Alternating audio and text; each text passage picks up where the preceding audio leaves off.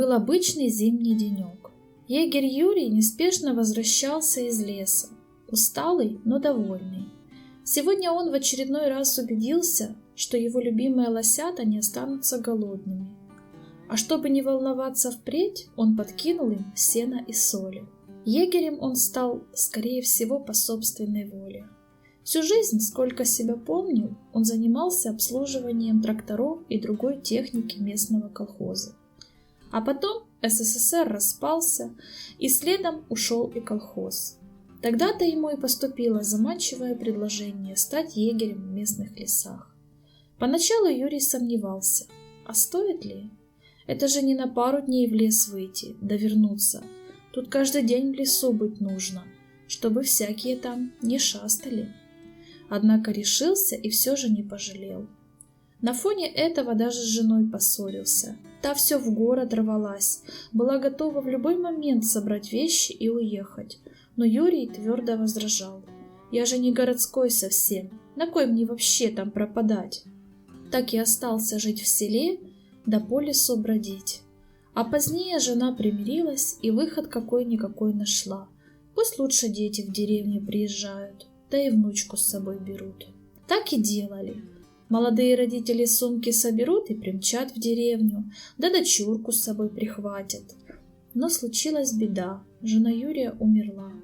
Ох и загоревала тогда девчонка-внучечка. В итоге стала намного реже приезжать к дедушке. Чаще по телефону общались, да по интернету. А спросишь, почему не едет? Учебы по горло, дел много. Дети постоянно предлагали отцу: «Давай, мол, перебирайся в город, и нам спокойно, и тебе уютно».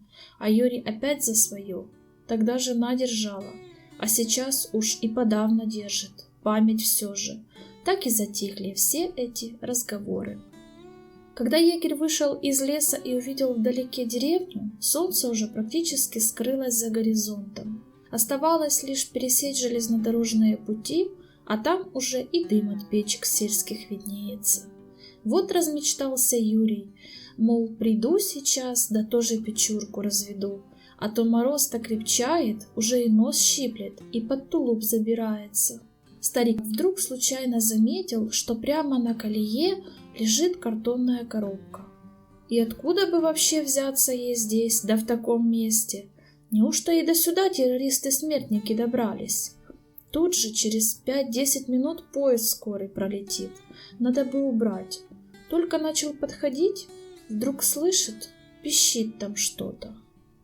Неужели у кого-то рука поднимается так от животных избавляться?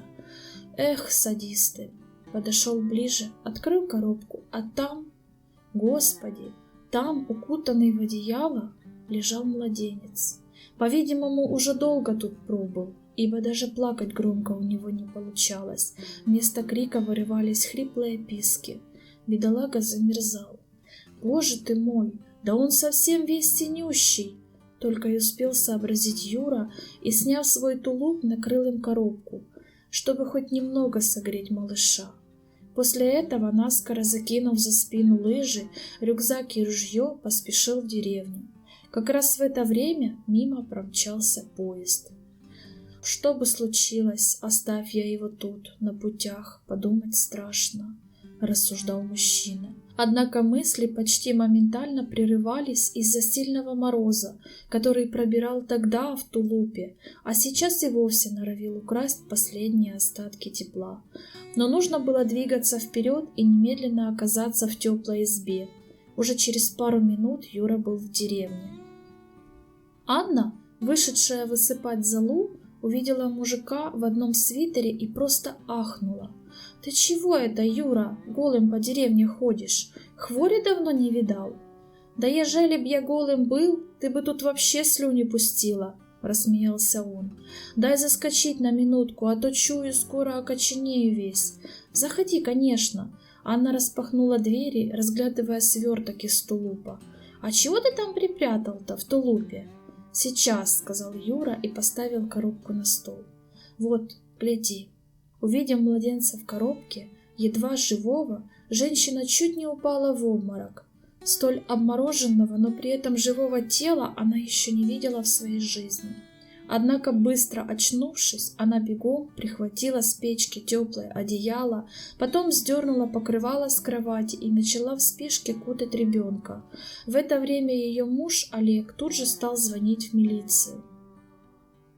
Анна не могла сдержать эмоций относительно матери бедного ребятенка, а потому чуть ли не сквозь зубы прошипела: «Эту сумасшедшую мамашу нужно саму на пути голой в такой мороз оставить».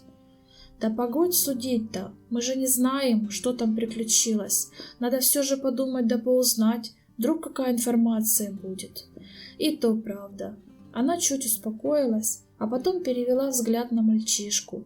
Только бы выжил парнишка-то, совсем промерз. При первом осмотре по внешнему виду врачи сделали вывод. Ребенок был полностью доношенным и родился совсем недавно. Рожали, по-видимому, не в роддоме, а где-то на дому. А жить-то будет? Анна переживала, казалось, больше всех. Будет, однозначно, сходу заявил врач. Раз такой холод пережил, то и остальное нипочем ему будет. Ну да. Юрий едва разговаривал. Его трясло как от дикого холода, пронизывающего насквозь, так и от общего волнения за судьбу найденыша.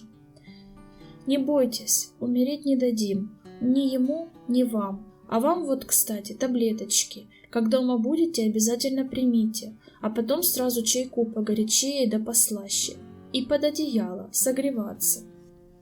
Через какое-то время малыш уехал в машине скорой помощи в сопровождении милиции. Егерь еще долго глядел им вслед, пока они совсем не скрылись из виду. Олежа, вышедший проводить, тут же задумчиво произнес: «Слушай, Юр, а чего ты так за него боишься, словно родной он тебе совсем? Выходят они его, зуб даю, может, даже и семью его найдут. А ежели не найдут, так и в приют определят. Там тоже сейчас весьма хорошо детки живут».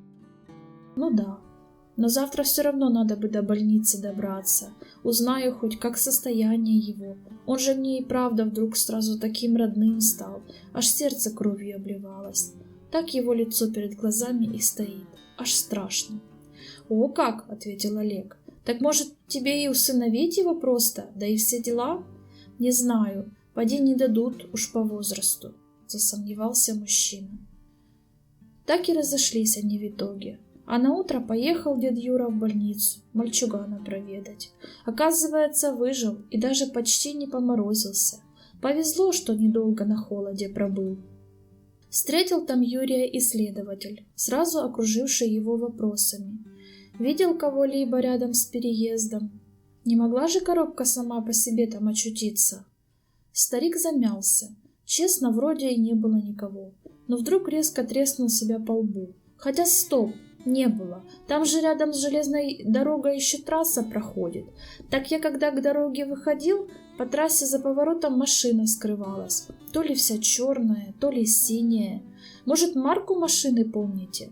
С ума сошел? Я ни марки, ни номера не видел. Она уже за поворотом скрывалась. Хвостом, как лисица, подалась и скрылась.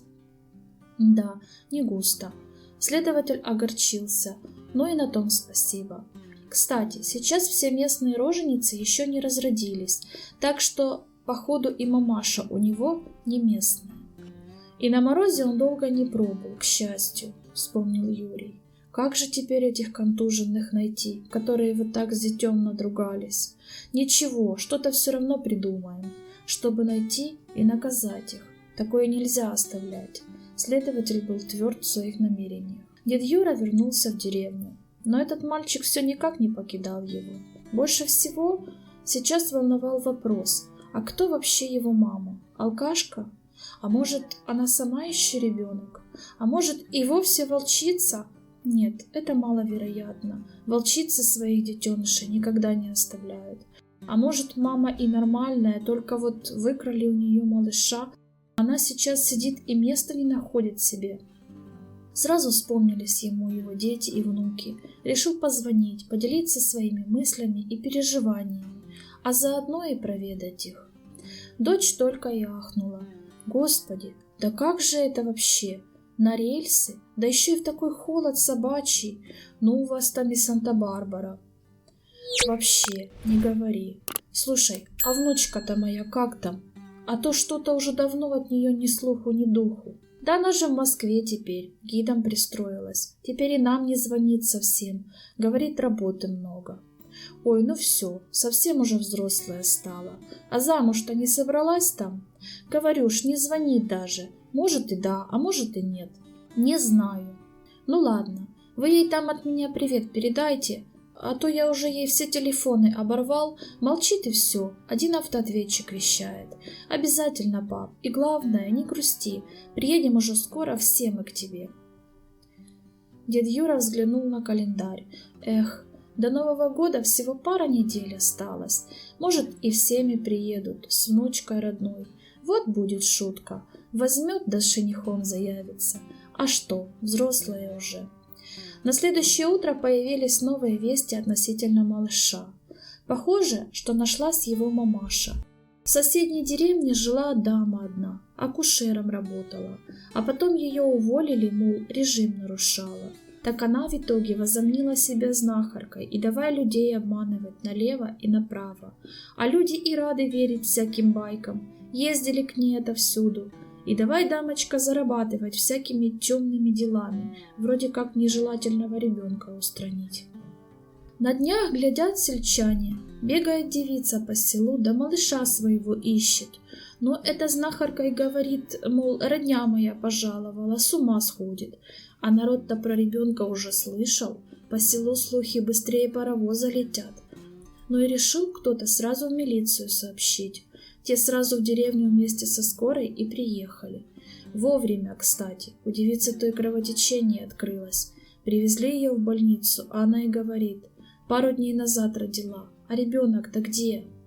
Мамаша все бредила, говорила, что сына ее насильно отобрали. Тогда полиция и стала знахарку допрашивать. Та сразу призналась, да, рожала у меня такая. Только жених ее, оказывается, вообще уже давно узами брака с другой опутан. Только вот детей в том браке не рождалось. А тут закрутил он роман на стороне. Девица и залетела. А потом решила от малыша избавиться. Да уговорил он ее малыша не губить, а им отдать.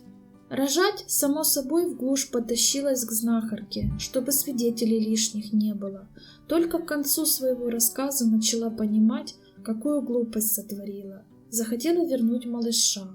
А когда горе-мамаше об этом всем рассказали, то сразу в отказную пошла, мол, все совсем по-другому было. Она своего мужчину любила сильно, да ребеночка ждала. А тут он и говорит, давай к тетке съездим, замечательная женщина. Срок, конечно, уже критический был, но решилась девушка, подумав, что пару недель до родов есть, да и скорая в случае чего всегда под боком. Встретила их знахарка, чаем опоила, а после чая ей плохо стало, так и не вспомнила ничего. Как очнулась, ни мужика, ни малыша.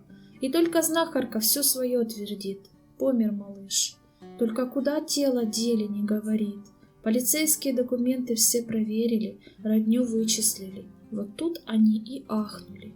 Мамаша-то, оказывается, внучка деда Юры, егеря того, который малыша обнаружил. Когда Юрий об этом узнал, то чуть в обморок не упал. Неужели малыш-то и впрямь родственник его кровный? Быстро собравшись, он поехал в больницу.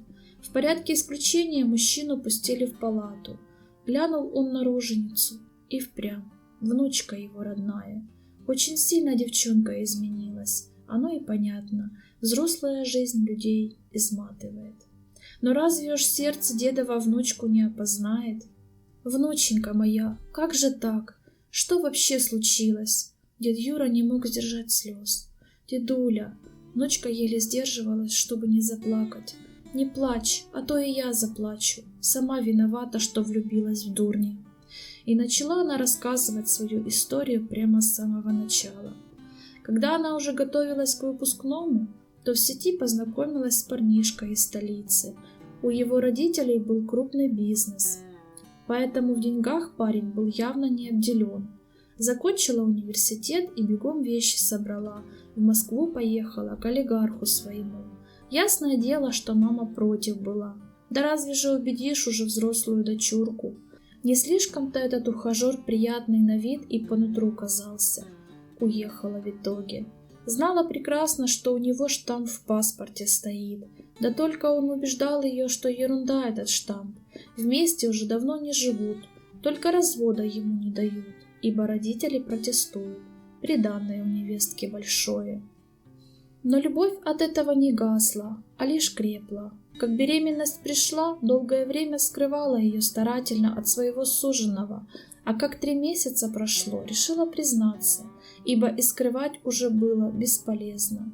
Похмурел резко кавалер, будто и не было любви, реже стал к ней в гости приезжать, да только не придала, вскруженная любовью, этому никакого значения, все за малыша переживала. А когда предложил он к тетке поехать, то и вовсе от счастья до потолка скакала. Наконец-то хоть родню его увидит, да узнает его поближе. Всю дорогу помнит, смеялась. Сперва к твоим заедем, потом к моим, они рядом живут. Вот здорово-то выйдет, да только не вышло. Вот как, понятно теперь, что за сыр-бор. Я только одного не пойму. Если ему малыш так нужен был, так зачем его на морозе было бросать? Если бы я сама понимала, не знала, что он вообще способен на такое, свою родную кровинушку на мороз выкинуть. Ну и к черту такого идиота, дед Юра чуть прикрикнул. Теперь им уже органы займутся. Хорошо, что хоть сама цела, да малыш в порядке. Ты хоть видала лицо-то его? Видала, дедуль, такой лапочка, глаз не оторвать. Внучка снова чуть не заплакала. Господи, это вообще невероятно, что ты там оказался тогда. Он же погибнуть мог. Мог, запросто. Дед присел и обнял внучку. Потом они еще очень долго о чем-то болтали, а вскоре примчались и родители горе-мамаши. Женщина все прощение вымаливала за то, что общаться прекратили. Она даже в кошмарах не представляла, что зять может таким оказаться. «Главное, не переживай сейчас», — сказала мама. «Ребенок в любом случае у тебя останется. Выпишут вас, да домой поедем». «Нет, я не хочу домой. Можно мы здесь у деда останемся, малыша растит? Деда можно? Конечно, можно. И даже нужно. Мужика из него сделаем». Через какое-то время милиционеры разыскали ухажера. После окончания университета парень продолжал жить за счет своих родителей. Те, чтобы бизнес разросся дальше, насильно женили его на дочке друга олигарха. Договорились быстро, церемонию провели скромно. А вот жена в итоге оказалась очень уж своенравной. Замуж-то выскочила, много ума не надо, а вот с детьми даже заморачиваться не желала, о чем напрямую заявила мужу. В итоге и брак у них был странный. То съедутся, то разъедутся. А потому и ходил он постоянно налево, да только жене и дела не было, лишь бы не плодил никого на стороне. Ты, дорогой, запомни, надумаешь отцом быть, я твоих на стороне растить не буду. Не хватало еще, чтобы ты мои деньги потом на них спускал. Они еще и наследство себе потребуют. Может, тогда своего родим, а? Вроде какая-никакая семья. Пытался вставить свое слово муж. Нет уж, фигушки, не дождешься. Ни сама не рожу, ни через суррогат не стану, так и знай. Ну-то, деда-ненавистница. Еще какая, и тебе не советую никого на стороне заводить, учти. Заделаешь, сразу на развод подам. А потом он с внучкой деда Юры познакомился. Когда та сказала, что уже беременна, то долго думал, что делать. Детей очень хотелось, а жену на стороне нет. Бросишь, она к его родителям пойдет. Не вариант. Забрать малыша себе и потом растить с нелюбимой? Так та в открытую же сказала, что детей не желает.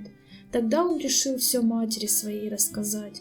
У той чуть инфаркт не случился поначалу, а потом она придумала эту махинацию. Договорилась со знахаркой, та дала какое-то снадобье, велела в напитки беременной подливать, чтобы ребеночка убить. Но постоянно какое-то неведомое чудо уберегало малыша от отравления и последующей гибели. А ухажер и вовсе снадобье случайно разлил. Но время так родом подходило. Тогда мама ухажера и придумала. взять и затащить их к этой знахарке, чтобы роды принять, а пока она оклемается, ребенка выкрасть, да на двор кому-то подбросить. В итоге парень и пошел немного дальше задуманного. Решил просто взять и убить малыша. Уложил малыша в коробку да в багажник, завел авто и погнал. Вот и переезд железнодорожный рядом. Узнав расписание поездов, чуть выждал. Бросил коробку на рельсах и дёру дал. Это была жажда скрыть ошибку от супруги, ведь развода-то ой как не хотелось. Но не скрылась, ибо на коробке в итоге нашли его отпечатки. Во время очной ставки мамаша и сынок переводили стрелки друг на друга, сочиняя разные байки. Справедливость восторжествовала, и того посадили в тюрьму. Мамаша отделалась условным сроком ввиду своего не слишком большого участия, а потом и семейный бизнес развалился. Уже на суде внучка Юрия наконец-то полностью осознала, каким же уродом оказался ее избранник и насколько же силен ее ангел-хранитель. В конечном счете она, как и хотела заранее, отправилась к деду, да так и осталась у него. А он только рад был. Внучка да правнук рядом, а что еще деду надобно для счастья? Назвали малыша Игорьком. Решили, что зимой будут мальчугана растить как положено, на лыжах выводить, да фигурки из снега лепить, ну и с горки кататься, которую дед Юра специально для него построит. Летом будут по лесу бродить, да ягодки с грибочками выискивать, чтобы поесть было что зимой. А осенью да весной посевную активную вести, в огородах картошку, морковь, зелень всякую растить. Разве не это ли счастье для деда? Это, конечно. Вырастет их малыш, обязательно вырастет настоящим мужчиной. Да и внучка в итоге осознала, насколько легко и просто можно жить. У нее есть малыш, ее продолжение. А как дальше будет? Время вместе с Богом все расставляет по местам. Правда, один урок жизни она точно усвоила. Теперь никогда вслепую мужчине верить не станет. Хотя нет, одному она будет верить всегда, своему славному деду.